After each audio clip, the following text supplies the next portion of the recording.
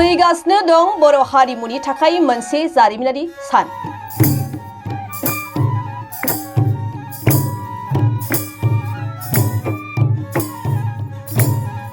जिस्नि जानुवारिया बर' हारिमुनि थाखाय जागोन मोनसे गोसोखांथाव जारिमिनारि सान।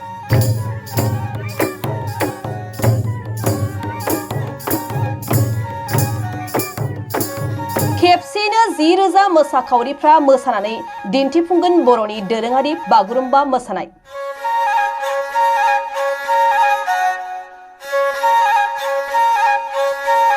फैगौ 17 जानुवारियाव जानो गोनां बागुरुम्बा मोसानाय हाबाफारियाव बाहागो लानो साखाफारासै तामुलपुर जिल्लानि मोसाखावरि हान्जाफोरा।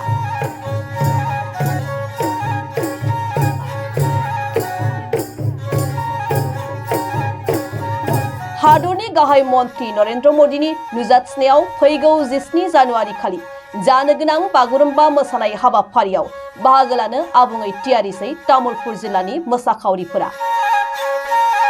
रायजोनि राजथावनि नोगोर गुवाहाटीनि सरू सजाय स्टेडियामाव फैगौ 17 जानुवारि खालि 10,000निबो बांसिन मोसाखावरिफोरा मुलुगनाङै बागुरुम्बा मोसानायखौ सिनायथि होनायनि थांखिजों आसामनि मोनफ्रोमबो जिल्लानि मोसानायखौ तालिम होनाय बायदिनो तामुलपुर जिल्लायावबो जिरायनाय गैयै सोलिबाय थादों मोसाखावरिफोरा।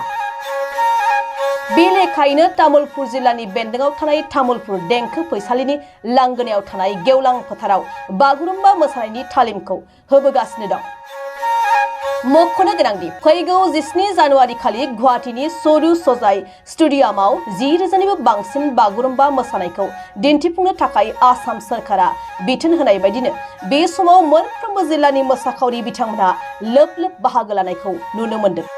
बेबायदिनो तामुलपुर जिल्लायावबो सा 691 मोसाखावरिफोर, सा 40 खाम दामगिरि, सा 24 सिफुं सुगिरि, सा 15 सेरजा दामगिरि, सा 2 मेथाइ खनगिरि, सा 2 जथा दामगिरि, सा 2 जाबख्रिं दामगिरि, सा 2 लाइग्रिद आरो सा 31 फोरोंगुरु बिथांमोनहाबो बाहागो लानो थियारि जानानै दं।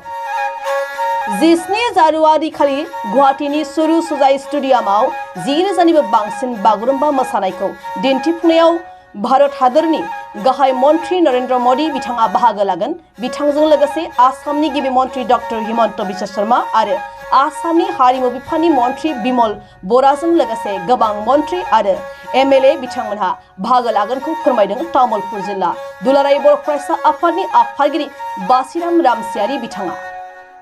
बेनि अनगायैबो तामुलपुर जिल्ला दुलाराय बर' फरायसा आफादनि आफादगिरि बासिराम रामसियारि बिथाङा फोरमायबावदों दि तामुलपुर जिल्ला हारिमु आफाद आरो तामुलपुर जिल्ला दुलाराय बर' फरायसा आफादजों बर'नि मोनफ्रोमबो दोलोआ बेबायदि हाबाफारि लानायखौ गोजोननाय फोरमायदों। बर' हारिनि समायना रमायना बागुरुम्बा मोसानायखौ आसामजों लोगोसे भारत हादरनि आरो बुहुमावनो सिनायथि होनो थांनायखौ आसाम सरकारनिसिम साबायखर बावहरदों।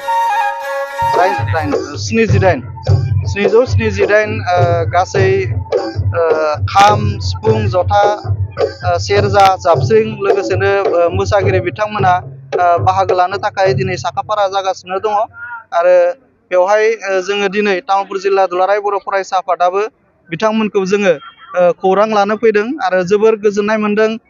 तामुलपुरनिफ्राय 691 बागुरुम्बा मोसागिरि बिथांमोना दिनै मोसागोन आरो बे बागुरुम्बा मोसानाया जोंनि बर' हारिनि मोनसे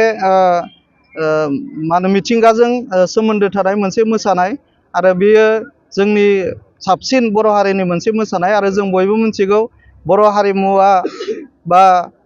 हारिमुवा मोनसे हारिनि मोनसे गिदिरथार मोनसे सम्पति जायाव जोंनि बर' हारिनि गुबै महर मुस्रिया बेरखाङो। दा बेखौ दिनै मुलुग दरबाराव दिन्थिफुंनो थाखाय बिथांमोना बागुरुम्बा बे मोसानायखौ दिन्थिफुंनो दिनै नाजागासिनो दङ आरो बे मोसानाया फैगौ 17 खालाराव आसामनि सरू सजाय बे स्टेडियामाव बियो जागोन आरो जोङो हामलायनाय बावहरदों साफ्रोमबो तामुलपुर जिल्लानि सिङाव थानाय साफ्रोमबो मोसागिरि बिथांमोना बै सानखालि मोजां दिन्थिफुंनो हाथों आरो साफ्रोमबो बैयाव मोसानानै गावनि रोंगौथिखौ दिन्थिफुंनो हाथों। जों बेखौ तामुलपुर जिल्ला दुलाराय बर' फरायसा आफादनिफ्राय जोङो हामलायथि बावहरदों। बेयो जोबोर गोजोनथाव जोंनि थाखाय, जोंनि बर' हारिनि थाखाय। बागुरुम्बाया जेब्लासिम जोंनाव जोनोम जादों जोंनि अस्ताद कामिनी कुमार नार्जारिखौ, जायखौ जोङो फाउन्डार अफ बागुरुम्बा होनना बुङो। बिथाङा मोनसे गामि गामि मोसानायनिफ्राय स्टेजाव लाबोनानै दिनै जों मोनसे बिराद गिदिर मोनसे खाबु मोनदों। बे खाबुआ जोंनि थाखाय बहुद गिदिर, बहुद मोजां जों बर' हारिनि थाखाय। दा बे बागुरुम्बाखौ जोंनि तामुलपुर डिस्ट्रिक्टनिफ्रायबो जोङो 600निबो बांसिन 691 जन जोंनि मोसाखावरिफोर बाहागो लागोन आरो दामगिरि मोसाखावरि गासै जोंना 778 जन मानसि जों ज' जानो हादों। दा बेनि थाखाय जोङो थांनाय 2025नि जुन दाननिफ्रायनो रिहार्सल जाबोगासिनो। जोंहा चिफ मिनिस्टारा बुंना दोनदोंमोन नभेम्बर नङाबा डिसेम्बर दानाव जागोन होननानै।